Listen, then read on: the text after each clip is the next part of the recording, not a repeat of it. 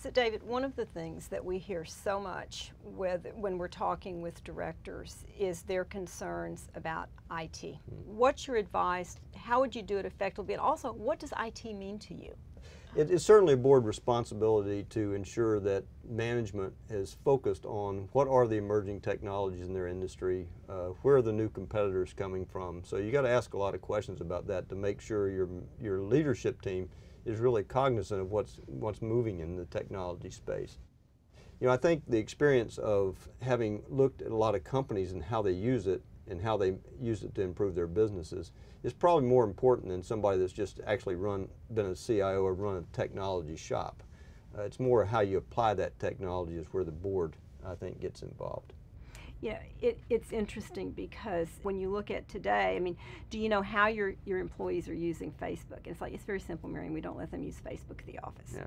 I said, well, okay, but they probably have Facebook at home. So what do you have in terms of policies and training? Well, social media is affecting, I think, literally every company because it's affecting all the people in their company.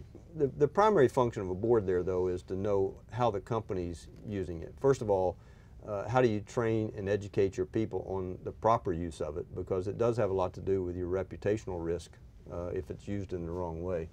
And then is there a way you use it to further your business for sales and marketing, or for you know, creating a site that people utilize in that way? Continuing on IT, what about the crisis management side of it? So whether it be all the privacy concerns that exist now, what do your boards do in terms of that part of oversight? Well, there's only so much you can do. I mean, you really don't get into the details of how it's done, but you get into the process of how it's managed.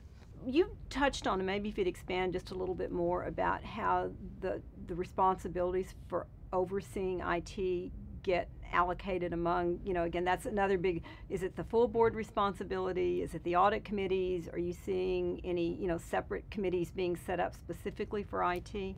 Well, I think in some cases it depends a little bit on your business. The IT implications on your business is a full board strategy discussion in terms of how you're using it, how your competitors are using it, where are the new competitors coming from. So I think in that case it really is a full board discussion that happens around IT.